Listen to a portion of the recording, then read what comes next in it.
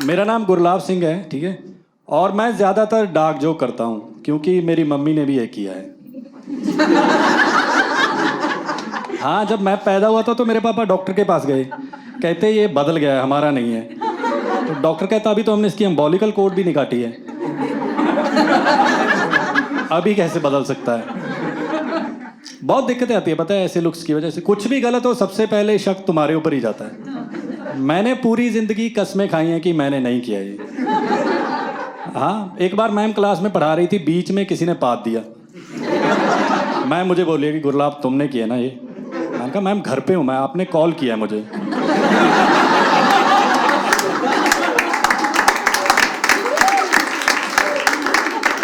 इतना भी जज नहीं करना होता। उसके बाद भी बोल रही हैं कि एक बार कसम तो खाओ। मुझे तो तुम्हारे वाला ही लग रहा है ये। मेरे दोस्त मुझे बोलते हैं कि अगर तू प्रोस्टिट्यूट भी होता तो वर्जिन ही होता, तू जिस कोठे पे बैठता उसका रेट गिर जाता, तो अगर पुलिस रेड में पकड़ा जाता तो पुलिस अपने मुंह पे रुमाल बांधती कि यार इसके साथ फोटो एमएमएस आ जाए, इसके साथ फोटो नहीं आनी चाहिए हमारी।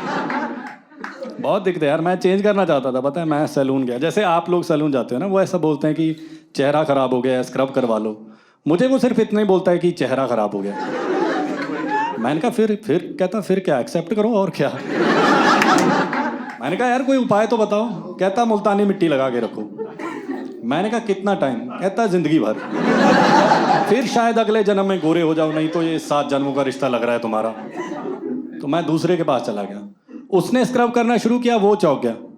कहता आप रंग छोड़ रहे हो। मेरे हाथ काले हो गए हैं। अब वो पहले मेरे स्क्रब करता है, फिर उन हाथों से दूसरों के बाल डाई करता है। उसको कॉम्प्लीमेंट आ रहे हैं कि बहुत नेचुरल कलर है। अब वो मेरे हिसाब से अपॉइंटमेंट देता है बाल कलर करने की। अब मुझे पैसे पे कर रहा है वो। Now I am earning black money.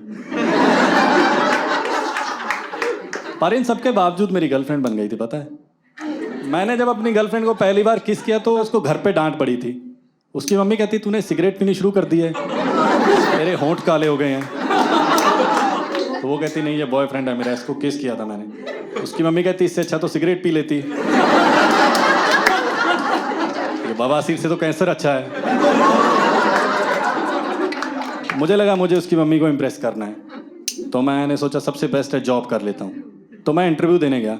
मुझे मेरी पहली जॉब में लुक्स की वजह से वर्क फ्रॉम होम मिल गया। वो कहते हैं आप वेल क्वालिफाइड हो, लेकिन हम नहीं चाहते हमारे एम्प्लॉय का मूड खराब हो, आप घर से ही काम करना। मैं फायर ब्रिगेड में था।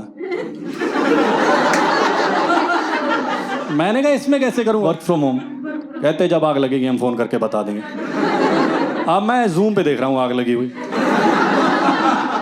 ऐसे डेडिकेटेड हूँ पूरा, मैं टोपी डाल के वर्दी पहन के बैठा हूँ। घर वालों को शक हो रहा है कि पौन देखते हुए रोल प्ले कर रहा है ये।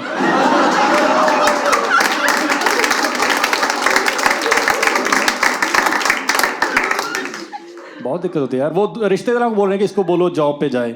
एक दिन चला गया मैं, हम आग से बचाने के लिए लोगों को अंदर गए। 3 बार मेरे साथी मुझे बाहर उठा लाए, झुलसा हुआ समझ कर।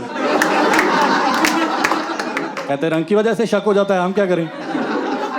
मैंने कहा ये ट्रिक तो वर्क नहीं करेगी। मैंने दोस्त को बोला, मेरा दोस्त कहता है यार तू ब्रांडेड कपड़े पहन, अगर कपड़े अच्छे हो तो लोग शक्ल इग्नोर कर देते हैं। मैंने कहा ये तो सबसे सही है, मैं बेसिक से शुरू करता हूँ। तो मैं जॉकी के शोरूम गया, वो मुझे रूपा के कच्चे दिखा रहा है। मैंने कहा पैसे हैं मेरे पास। कहता पैसा सब कुछ नहीं होता, ब्रांड इमेज नाम की भी कोई चीज़ होती है। मैंने कहा तो रूपा का ब्रांड भी खराब होगा। कहता मैंने कौन सा नया दिया है, ये तो मैं पहन के आया था। फिर मैंने सोचा यार जिस आदमी ने कच्छे के ब्रांड का नाम रूपा रख दिया उसको कोई खास टेंशन है नहीं ब्रांड इमेज की, ये तो किसी ने अपनी एक्स से बदला लिया है। मैं नहीं चाहता अपने कच्छे पे किसी और की एक्स का नाम, अपनी का भी नहीं चाहूंगा। एक ही टाइम पे 2 चीजें देख के एक्स याद आ रही है। हाँ, फिर मैंने सोचा इंडिया में कच्छों के ब्रांड के नाम में कोई क्रिएटिविटी नहीं है।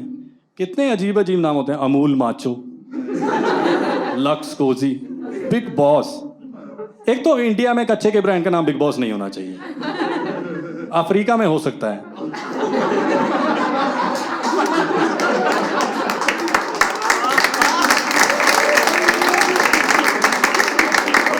इंडिया में अतकथ नहीं हो गई है, सब बाहर बिग बॉस, अंदर स्टूट लिटिल। थोड़ा रियलिस्टिक नाम रखो ना, ऐसे छोटी सी आशा, नन्ना मुन्ना राही, जूनियर डी, कुछ ऐसा। बहुत दिक्कत होती है पता है मुझे। मैं किसी भी रेस्टोरेंट में जाऊं वो बिना मांगे डोसा दे देते हैं मुझे।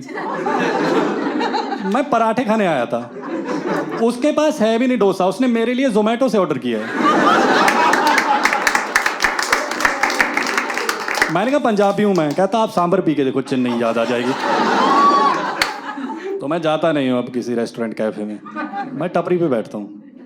मैं एक दिन टपरी पे बैठ के चाय पी रहा था, दूर से कुछ एनजीओ वाले आए कैमरा ऑन करके कि ये देखिए आज हम किसी गरीब और बेसहारा की हेल्प करेंगे, और मुझे उठा के ले गए। मुझे नहला रहे हैं और पूछ रहे हैं कि नहा के कैसा लग रहा है। मैंने कहा नहा के आया था मैं। देखिए आपने वीडियो, वो भिखारी को उठा के ले जाते हैं और उसे नहला देते हैं, जैसे उसकी लाइफ की यही दिक्कत थी कि बाकी तो चिल चल रहा है, बस बाल ठीक नहीं है मेरे। कितने घटिया लोग हैं यार, भिखारी को वैक्स लगा रहे हैं। पहले कम दर्द है उसकी लाइफ में, एक तो उसको उसी वजह से पैसे मिल रहे थे कि वो गंदा दिखता है, तुमने जॉब छीन ली उसकी। अब वो भीख मांगने जाता है, लोगों को लग रहा है प्रैंक कर रहा है। कितने सूट वूट डाल के पार्क में सो रहा है बेचारा, लोग वीडियो बना रहे हैं कि क्या डाउन टू अर्थ एंटरप्रेन्योर है। बहुत घटिया लोग हैं भाई, पर कुछ फायदे भी होता है पता है ऐसे लुक्स के। जैसे मैं मेडिकल स्टोर पे कॉन्डम लेने जाऊं तो वो डिस्काउंट देता है मुझे कि इसने तो बेचने ही होंगे, इसको कहाँ ही मिल रहा होगा। हाँ, मेरे पास भिखारी आए तो मैं उसको बोल देता हूँ कि स्टाफ। वो कंफ्यूज हो जाता है कि ये एनजीओ वालों ने इसे भी तैयार कर दिया, मुझे समझ ही नहीं आ रहा है। मेरी मेड भी ठीक से बात नहीं करती है पता है मुझे। हाँ, मैंने इसे मेड को बोला कि मुझे चाय दे दो, तो मेड कहती आई हैव ए बॉयफ्रेंड। मैंने कहा बात तुम्हारी मेरी चल रही है, बीच में पापा को लाने की क्या जरूरत है। हाँ, मेरी मम्मी है वो, हम मेड अफोर्ड नहीं कर सकते इसलिए मम्मी को मेड बोल देते हैं, पर मम्मी फेमिनिस्ट है हमारी। हाँ, वो अपने आधे काम पापा से करवाती हैं, जैसे झाड़ू मम्मी लगाती हैं, पोछा पापा लगाते हैं, so they are like made for each other. पहले थी हमारे पास मेड, उसका एक्सीडेंट हो गया, वो वैष्णो देवी जा रही थी हेलीकॉप्टर से, उसने पंखा चलते देखा तो बंद कर दिया।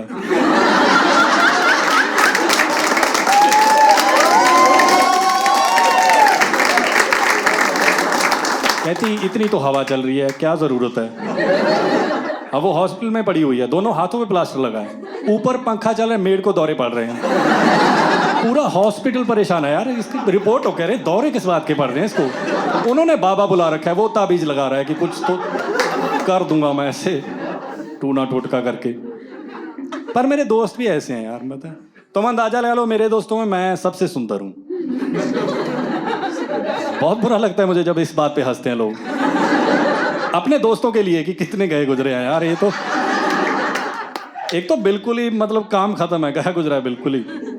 वो ऐसे दिन में फोन अनलॉक करता है, फोन नाइट मोड पे चला जाता है। हाँ, वो स्प्राइट पीता है, अंदर थम्स अप जाता है। पता 3 बार डांस इंडिया डांस में सिलेक्ट हो चुका है वो। मेन ऑडिशन के लिए जब भी मुंबई जाता है, सोनू सूद वापस भेज देता है उसे, माइग्रेंट वर्कर समझकर। वो बोलते हैं कि आप मुंबई आ सकते हैं, कहता है यार दिल्ली चंडीगढ़ बुला लो यार, ये हर बार वापस। और बातें भी बहुत घटिया करते हैं पता है, ऐसे वोक दिखने के लिए कुछ भी करते रहते हैं कि हम पढ़े लिखे हैं। मेरी फोटो डाल के नीचे लिख देते हैं ब्लैक लाइव्स मैटर। मैंने कहा भाई ये नहीं है वो दूसरे हैं बिग बॉस वाले।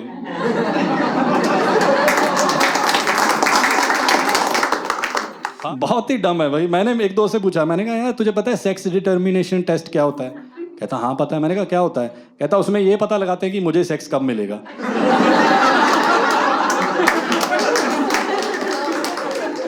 तो इतने सारे अजीब लोग में मैं रह के मैं जानना चाहता था यार सुंदर लोग क्या बातें कर रहे हैं। तो ऐसे नॉर्मल सुंदर लोग तो बात करते नहीं हैं, तो मैंने ऐसे ब्यूटी कॉन्टेस्ट देखना शुरू किया और फिर मुझे पता चला सुंदर लोग भी चूतिया बातें कर रहे हैं, पर हम सुन लेते हैं क्योंकि वो दिखने में अच्छे होते हैं, है ना। ऐसे लौंडों का तो एक टाइम पे एक ही सेंस काम करता है।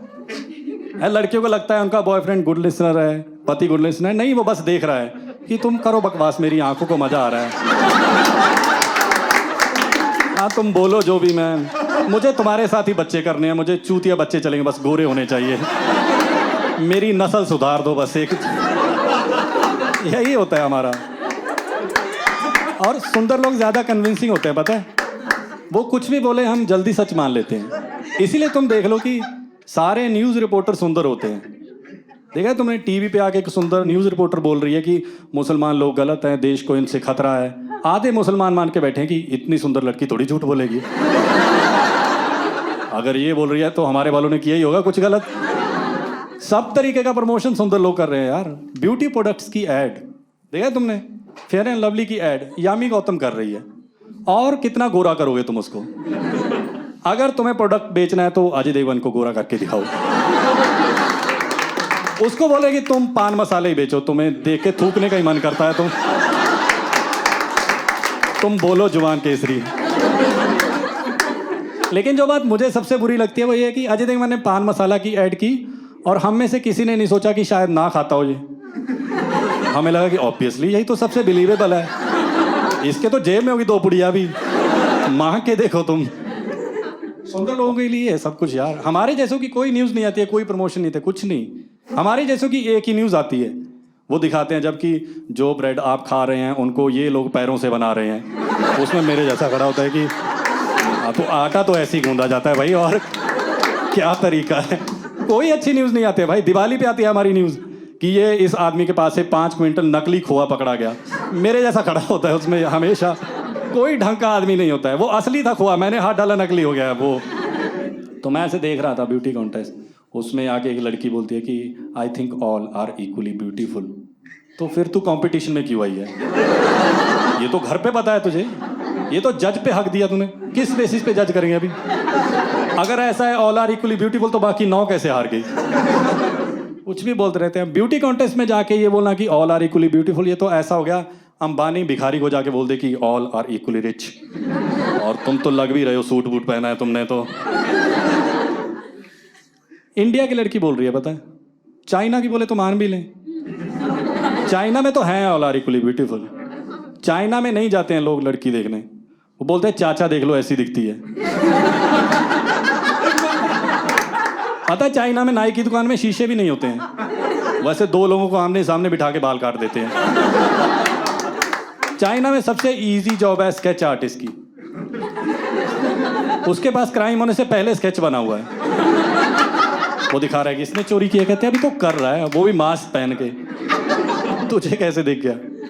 मुझे तो लगता है चाइना में कोविड के भी इतने केसेस नहीं आए थे, एक ही आया था, उन्होंने उसको क्वारंटीन किया, बाहर आए, कहते ये फिर घूम रहा है बेंचो। उसको बंद किया, कहते अब 2 घूम रहे हैं, कैसी बीमारी है ये, डबल ट्रिपल होते जा रहे हैं। मैं एक दिन न्यूज़ पढ़ रहा था, न्यूज़ में आ रहा था कि चाइना में कोई बंदा अपने ससुराल गया था, तो उसके बीच में उसको ठरक चढ़ी, तो उसने बीवी समझकर ससुर को पेल दिया। उसके घर वालों ने पूछा कि ये क्या किया, वो कहता all are equally beautiful. Thank you guys, that was my time.